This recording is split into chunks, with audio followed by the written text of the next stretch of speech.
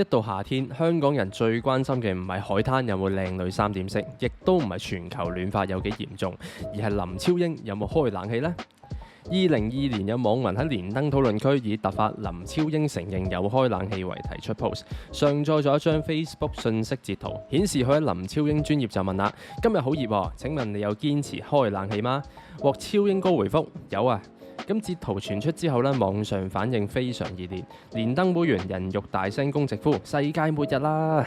咁有網民呢亦都認為林超英年紀大睇錯題目，以為樓主喺度問有堅持冇開冷氣嗎？甚至有網民大鬧啦！你咁樣陰人算咩英雄好漢啊？你咁樣玩鳩人係咪好有成就感呢？自此每一年夏天都會有香港人呢幫超英哥做突發檢查。林超英最廣為人知嘅趣事咧，就係佢長年都唔開冷氣嘅。香港嘅夏天炎熱又潮濕，好多人一返到屋企咧就會即刻開冷氣㗎啦。但係林超英咧就選擇用風扇通風同埋出汗嘅方式去消暑。佢曾經嘅表示啦，自己已經10幾年冇開冷氣瞓覺，平時咧都係靠風扇去降溫嘅啫。呢種生活方式咧令佢成為網民啦每逢酷熱天氣都會諗起嘅人物。天文台一發出酷熱天氣警告呢，就會有人問啦：超英哥頂得住嗎？林超英可以成為所有香港人都敬佩嘅一代宗師，係因為佢能夠身體力行。超英哥支持環保呢，就唔係得個講字嘅，唔係喺冷氣房指點江山嘅。咁有一次上門採訪林超英啊，超英哥一嚟就測量屋企嘅溫度。採訪當日咧，室外更加高達38度。大家留意下啦，採訪隊咧已經爆晒汗啦，攝影哥哥啲汗呢多到滴到落地下添。超英哥成件衫都濕晒，不過咧都係堅持唔開冷氣，仲強調熱但唔辛苦。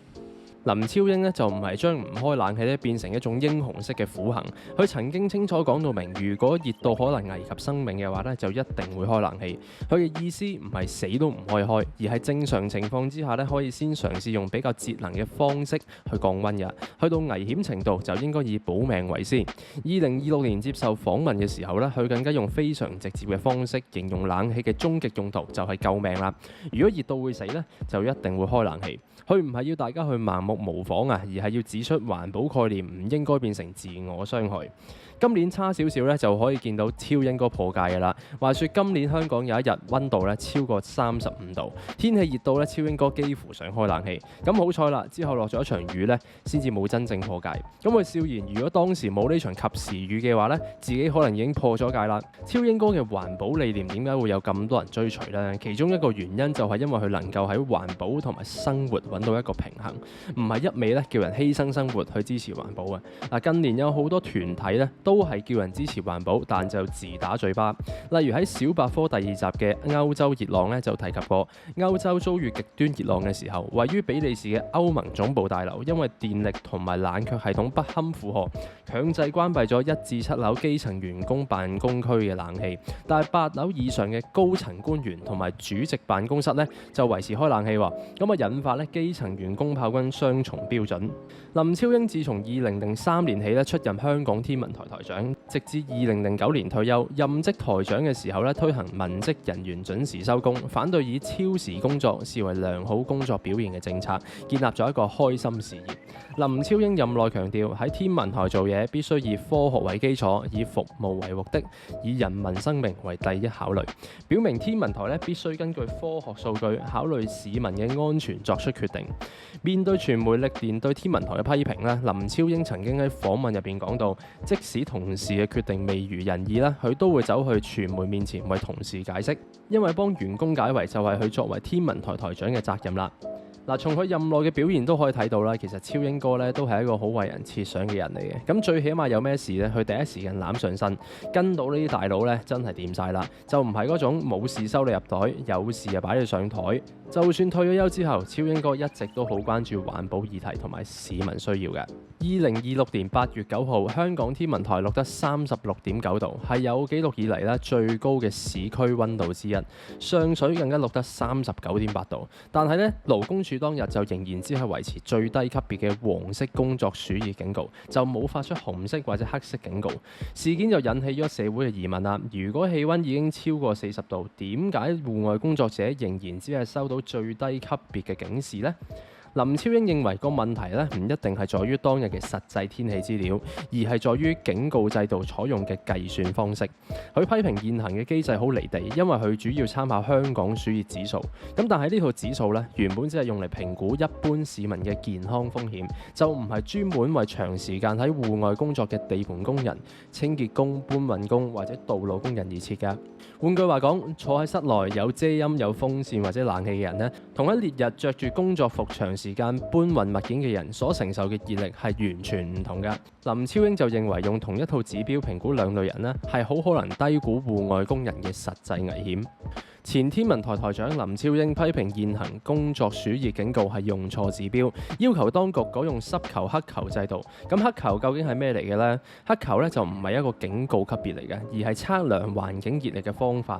通常就係用溫度計放喺一個黑色嘅球體入邊。咁由於黑色物體咧係會吸收太陽輻射，黑球入邊嘅溫度咧會反映陽光直接照射所帶嚟嘅熱力，而濕球溫度咧就係用嚟反映濕度同埋汗液蒸發嘅頻率。人喺炎熱嘅環境之下咧，主要係靠出汗同埋汗水去蒸發降溫嘅。如果空氣濕度好高，汗水就好難蒸發，人體咧就更加難散熱㗎啦。香港夏季既炎熱又潮濕，所以淨係睇溫度咧係完全唔夠嘅。事件嘅結局就係勞工處處長許澤森咧喺電台節目承認，現行熱壓力嘅模型對日光直射嘅熱輻射比重咧相對偏低，喺高溫酷熱天氣之下咧，未必能夠即時反映戶外工友面對嘅真實風險，表示咧就同緊天文台商討改善機制。由基層家庭出身，靠自己寒窗苦讀，讀到香港大學修習物理同埋數學，一級榮譽畢業，擁有香港大學罕有嘅4年制 BSc 學位，之後攞埋聯邦大學3年博士獎學金。喺1972年咧去咗倫敦帝國學院深造氣象物理學。據說啦，林超英咧喺英國學業咧嘅成績係極佳嘅，咁所以林超英喺天氣方面絕非紙上談兵。有一次，林超英同無記電視主持東方星拍攝節目《國家級任務》，拆解地盤嘅降溫神器係咪真係有用？拍攝中途咧就遇到一位路人，原本以為佢只係一位普通嘅 fans 啦，咁點知原來佢係林超英大學嘅師弟嚟嘅，兩個麻甩佬一搭啱嘴型咧就傾唔停，而且仲各有千秋添。林超英同師弟解說降溫神器之際，突然師弟爆出一句 Latent heat of evaporation， 東方星瞬間變成講不出聲。成條片4分鐘學問非常高深，有興趣咧可以睇下，好笑得嚟咧又學到嘢。講起學者或者政府官員咧，大多數俾人印象都係好正經啊，或者好沉悶啊。咁我哋超英哥學者同高官都做過啦，不過超英哥依然都係超英哥。喺佢任內嘅時候咧，政府係冇人夠膽干預超英哥嘅決定嘅。好多市民嘅迷思就係香港打風掛波咧，會影響到經濟效益。會唔會有啲政商界嘅猛人打電話俾阿台長同佢傾下偈呢？咁佢表示係冇嘅，而且相信佢哋都唔敢，因為大家都知道咧，超英哥咧唔係按正常牌路出牌嘅。退休之後，你以為超英哥從此退出江湖？殊不知超英哥咧真係唔按正常派路出牌嘅，退休之後先至係超英哥舞台嘅開始。大家睇一睇超英哥退休前同退休後簡直係兩個人嚟嘅。畢竟一台之長，一個決定牽涉到人命傷亡，同你講冇壓力都係假㗎啦。退休之後，超英哥可以話係完全放飛自我啊！2024年，佢同年輕歌手 Luna Is A Bip 合唱《超英歌》。年過60嘅超英哥襯件潮童外套、原紋恤衫，戴埋副黑超咧，彷彿揾翻16歲嘅自己。歌曲入邊咧，仲有一句經典嘅林超英歌詞：唔好再問我有冇開冷氣，如果我開冷氣，一定通知你。呢件事最有趣嘅地方咧，就唔單止佢淨係唱 rap 啦，而且佢仲識得將網民咧對自己嘅固定形象重新包裝。大家每日都問佢：喂，你有冇開冷氣啊？咁佢咧就冇因為咁樣而嬲，反而仲將個問題咧寫咗入歌詞入邊，將一個原本略帶嘲笑意味嘅網絡 memes 變成自己嘅幽默標誌。呢種敢於自我娛樂嘅表現咧，可能正正就係林超英能夠喺網絡世界長期維持高人氣嘅原因之一。佢並唔係將自己塑造成完美嘅環保聖人，反而咧係讓大家睇到一個識笑、識玩、識唱歌，甚至願意追貼時代嘅老人家。要睇一個男人係咪好叻咧，除咗工作表現之外咧，點樣對待屋企人都係一門好大嘅學問嚟嘅。林超英同佢太太蘇曼雲嘅相處方式同樣係有唔少生活嘅趣事。兩個人後生嘅時候咧就喺香港大學讀書，林超英主修物理，蘇曼雲主修生物。兩個人咧因為參與理學院嘅活動而認識，咁之後就結埋婚啦。咁結咗婚之後咧，咁太太就曾經學習木工，屋企入邊咧兩張凳同埋一張茶几咧都係佢親手製作嘅。而喺太太學木工嘅期間咧，林超英就負責買餸同埋煮飯。嗱，呢個安排咧好有意思嘅，因為咧佢打破咗好多人對傳統家庭分工嘅想像。林超英喺外界眼中咧係專業人士、台長同埋公眾人物，但係返到屋企咧係可以買餸煮飯同支持太太興趣嘅人嚟嘅。嗱，太太中意藝術嘅發展咧，佢就冇要求對方只係圍繞家庭同埋配合自己嘅工作，反而係俾兩個人咧各自發展興趣。咁佢曾經就話啦，夫妻婚後咧各有自己嘅社交圈啦、興趣同埋工作。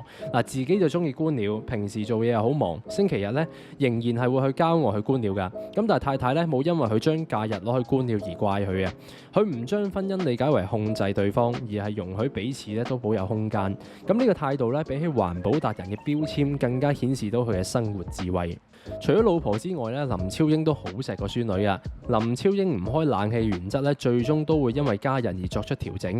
孫女去屋企玩嘅時候咧，如果日間氣温太高嘅話咧，佢都會為孫女開冷氣嘅，温度咧就會設定喺27度左右。呢件事令到網民相當之意外，因為大家一直都當佢係冷氣絕緣體，估唔到咧佢都會為孫女破戒。從另一個角度睇咧，呢個正正係佢最合理、最人性化嘅地方。佢冇將環保嘅原則放喺親人需要更高嘅地位，自己可以忍受炎熱咧係個人選擇，小朋友能唔能夠忍受咧就係另一件事啦。當屋企人需要舒適同埋安全嘅時候咧，佢願意調整自己嘅堅持。2026年佢談及極端高溫嘅時候咧，再一次強調環保唔係凌駕生命安全。當氣溫去到危險程度，開冷氣唔係失敗，更加唔係背叛環保啊，而係合理使用工具。換句話講，佢真正反對嘅唔係冷氣本身，而係將冷氣變成唯一冇限制嘅生活方式。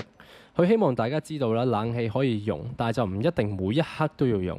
環保可以堅持，但唔應該變成教條。好多人識林超英咧，係因為唔開冷氣嘅。咁但係有人笑佢，有人唔信佢，有人每逢夏天咧都要問佢有冇破戒。但係隨住更加多嘅訪問曝光咧，大家逐漸發現冷氣只係認識林超英嘅入口。喺冷氣背後，仲有一個識 rap、識講爛 gag、會煮飯買餸，亦都會為太太同孫女作出讓步嘅林超英。